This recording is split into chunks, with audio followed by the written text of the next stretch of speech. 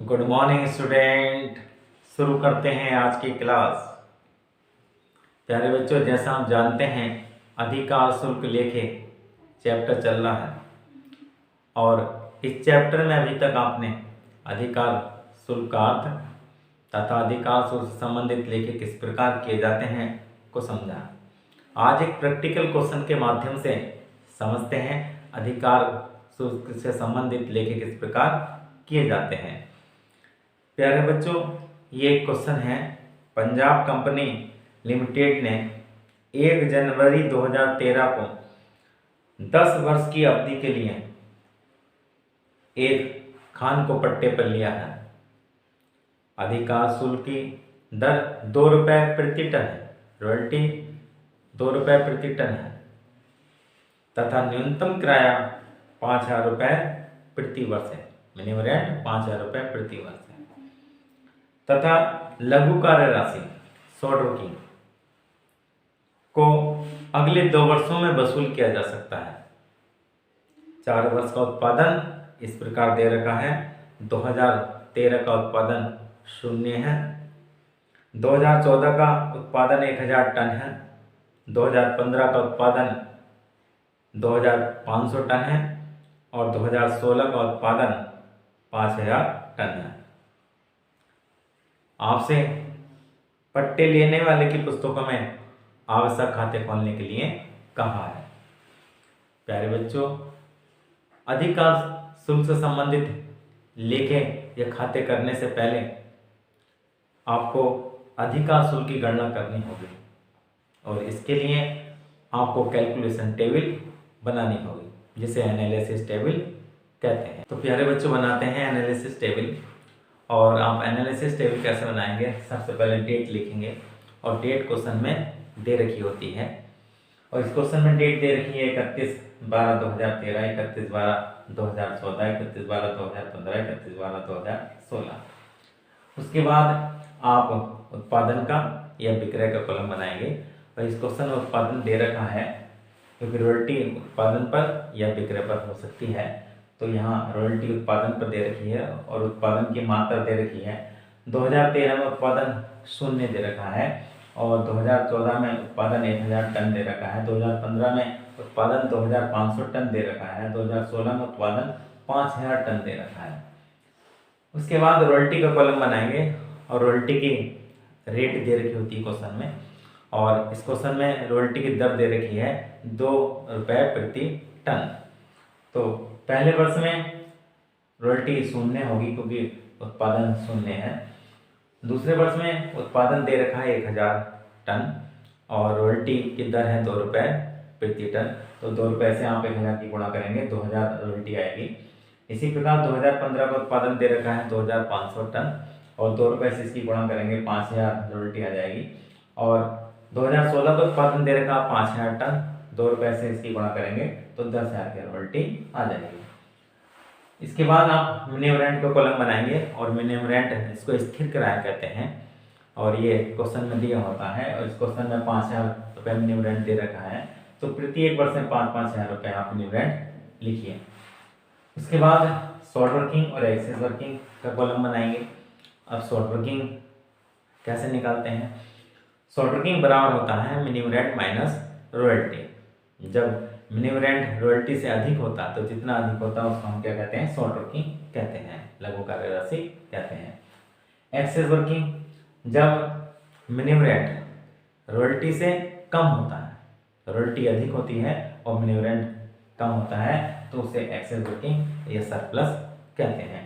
और access working बराबर होता है रॉयल्टी माइनस मिनिमम रेंट।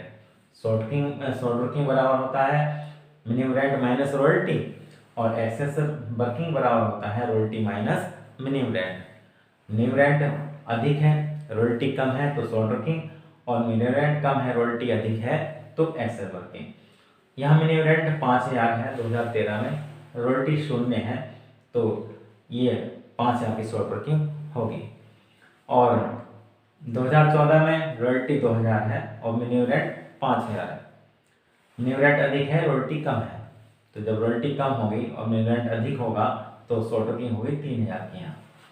यहाँ रॉयल्टी 5,000 है, मिनी रेंट भी 5,000 है, तो ना शॉर्ट वर्किंग है होगी और ना एक्सेस वर्किंग होगी। 2016 में रॉयल्टी 10,000 है और मिनी रेंट 5,000 दे रखा है। तो यहाँ रॉयल्टी अधिक है, मिनी रेंट कम है, तो एक्सेस वर्किंग होगी आपकी 5,000 की, क्योंकि रॉयल्टी जब अधिक होती है और मिनी रेंट कम होता है तो एक्सेस वर्किंग होती है, जिसको हम सरप्लस भी कहते हैं। अब आपको ये जो शॉर्ट वर्किंग को एक्सेस वर्किंग से क्या करना है, अपलिखित करना है, वसूल करना है, जिसको हम रिकूप कहते हैं। रिकूप प्रश्न के निर्देशानुसार किया जाता है। ये रिकूप अनिश्चित काल के लिए हो सकता है, जितने वर्ष के लिए पट्टल या उतने वर्ष के लिए भी हो सकता है, या निश्चित अवधि के लिए भी हो सकता है, प्रथम वर्ष में भी हो सकता है और अगले वर्षों में भी रिकूप हो सकता है। तो जो निर्देश क्वेश्चन में दे रखा है उन निर्देश के अनुसार ही हमें रिकूप करना है। इस क्वेश्चन में क्या रखा है कि लघु कार्य राशि को अगले 2 वर्षों में वसूल किया जा सकता है। तो जब अगले वर्षों में रिकूप के लिए कह रखा हो आपसे, तो प्रत्येक वर्ष की शॉर्ट वर्किंग को अलग अलग आपको रिकूप करना होगा और उसके अगले वर्ष आपको काउंट करने होंगे। यहाँ 2013 की शॉर्ट वर्किंग 5,000 है और इसको हमें अगले 2 वर्षों में रिकूप करना है। अगले 2 वर्ष 2014-2015 में तक इसको रिकूप करना है। अगर रिकूप शॉर्ट वर्किंग हो पाती है तो सही, अगर रिकूप नहीं हो पाती तो इसको हम प्रॉफिट एंड लॉस में ट्रांसफर कर देंगे। तो इसको 5,000 को हमें रिकूप करना 2014 और 2015 में। रिकूप वही होता है जहां एक्सेस वर्किंग होती है, सरप्लस होता है। तो यहाँ 2014 में एक्सेस वर्किंग नहीं है, इसलिए 2014 में रिकूप नहीं होगा, और 2015 में भी एक्सेस वर्किंग नहीं है, इसलिए ये रिकूप नहीं हो पाएगा। ये 2013 की शॉर्ट वर्किंग को हम रिकूप नहीं कर पा रहे हैं। जब 2013 की शॉर्ट वर्किंग को रिकूप नहीं कर पाएंगे, क्योंकि अगले 2 वर्ष इसके पूरे हो गए 2015 में, अब इसको क्या करना होगा, आपको प्रॉफिट एंड लॉस में इसको ट्रांसफर करना होगा। तो ये 5,000 रुपये आप प्रॉफिट एंड लॉस में ट्रांसफर कर देंगे, क्योंकि इसकी अवधि अब समाप्त हो गई। जब अवधि समाप्त हो जाती है और शॉर्ट वर्किंग रिकूप नहीं हो पाती, तो जो अनरिकूप्ड शॉर्ट वर्किंग है उसको प्रॉफिट एंड लॉस में ट्रांसफर कर दिया जाता है। इसके बाद 2014 में 3,000 की शॉर्ट वर्किंग है और इसके अगले 2 वर्ष 2015-2016 होते हैं।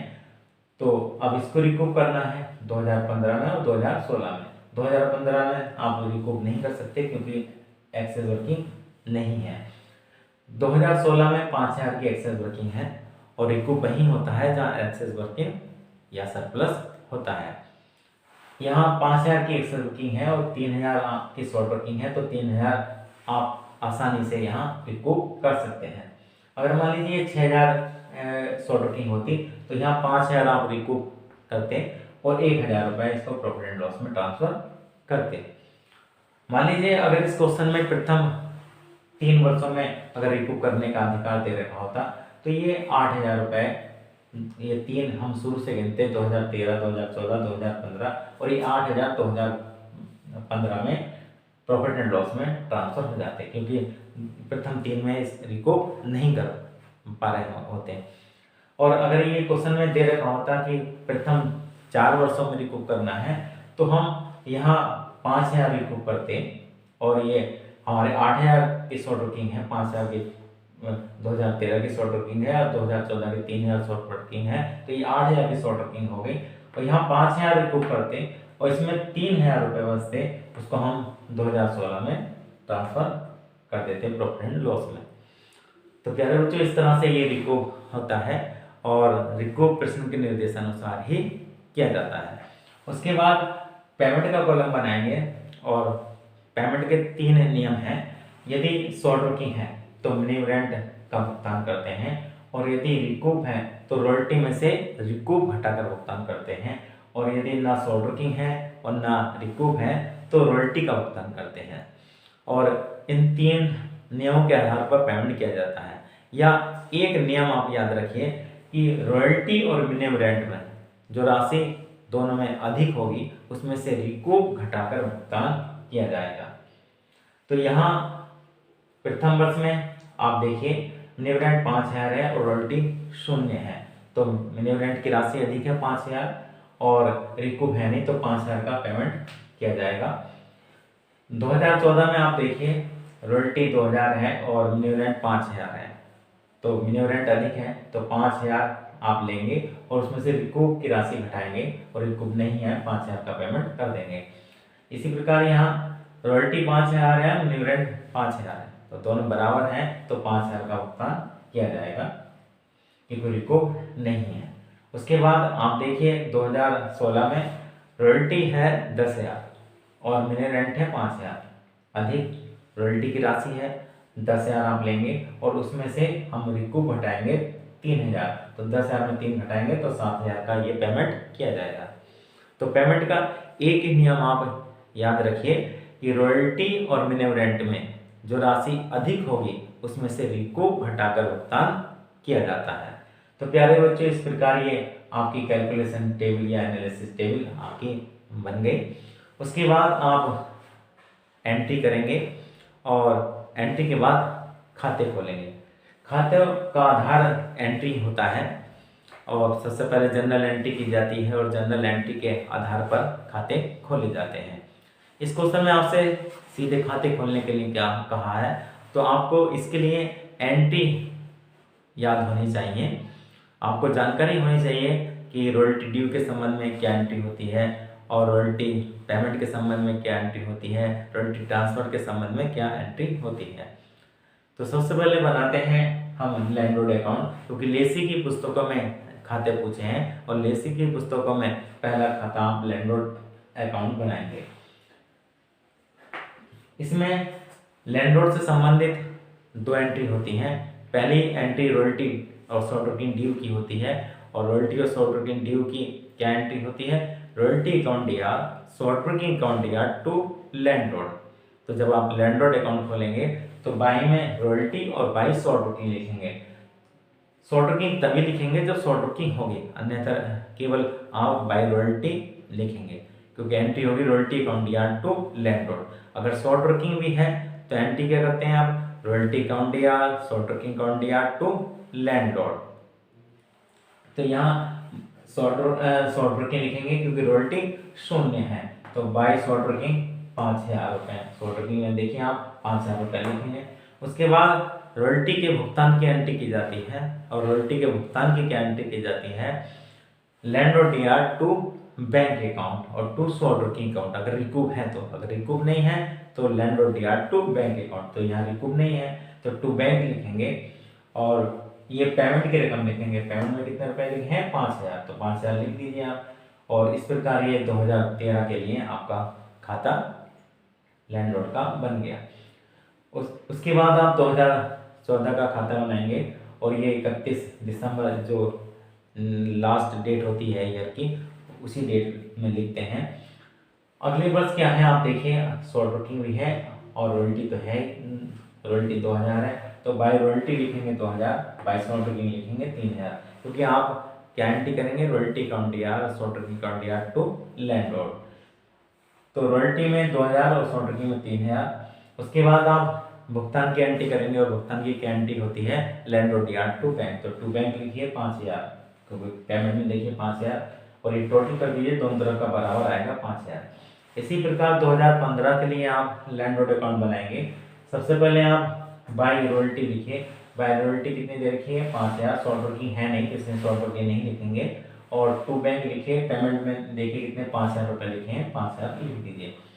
इसी प्रकार 2016 के लिए आप लैंडलॉर्ड अकाउंट बनाएंगे। सबसे पहले आप 31 दिसंबर को बाय रॉयल्टी लिखिए और बाय रॉयल्टी देखिए कितनी दे रखी है, 10,000 रुपये रॉयल्टी दे रखी है, तो 10,000 रुपये लिखिए बाय रॉयल्टी। शॉर्ट वर्किंग नहीं है इसलिए बाय शॉर्ट वर्किंग नहीं लिखेंगे।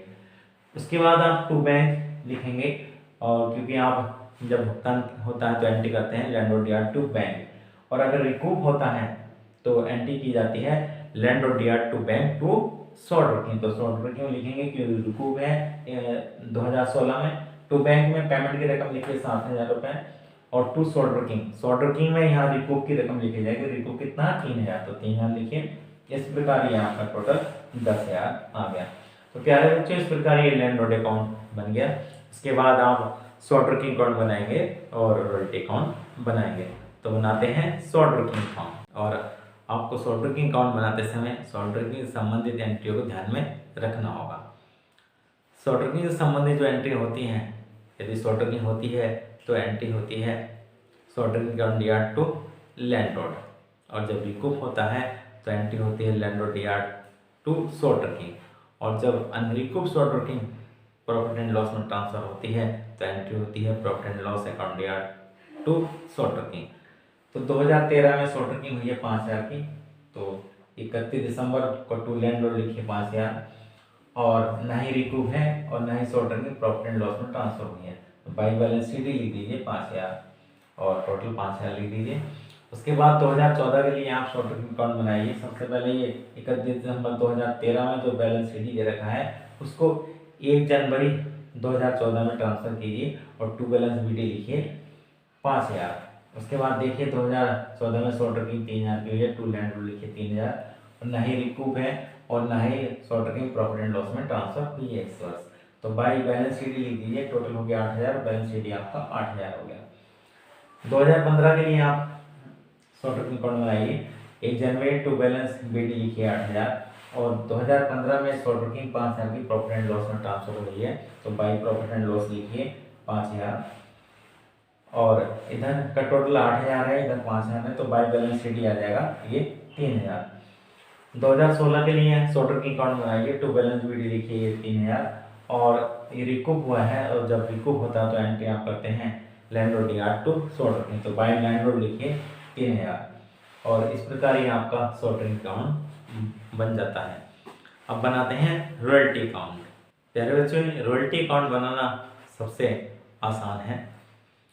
रॉयल्टी से संबंधित प्रति वर्ष में 2 एंट्री होती हैं, royalty account yard to landlord और profit and loss account yard to royalty. तो टू लैंडलॉर्ड लिखिए और बाई प्रॉफिट एंड लॉस लिखिए और रॉयल्टी की रकम लिख दीजिए। 2013 का रॉयल्टी अकाउंट नहीं बनेगा क्योंकि रॉयल्टी 0 है। 2014 में रॉयल्टी दे रखी है 2000 की, तो टू लैंडलॉर्ड लिखिए 2000 और बाई प्रॉफिट एंड लॉस लिखिए 2000। इसी प्रकार 2015 में दिसंबर 31 में टू लैंडलॉर्ड लिखिए 5000 और बाई प्रॉफिट एंड लॉस लिख दीजिए 5000। इसी प्रकार 31 दिसंबर 2016 में टू लैंडलॉर्ड लिखिए 10000 और बाई प्रॉफिट एंड लॉस लिखिए 10000। तो ये आपका रॉयल्टी अकाउंट बन गया। प्यारे बच्चों, ये क्वेश्चन आपका कंप्लीट हो गया और उम्मीद करते हैं सभी बच्चों की समझ में ये क्वेश्चन आया होगा। अगर कोई बात आपकी समझ में नहीं आती है तो आप कमेंट में लिख सकते हैं।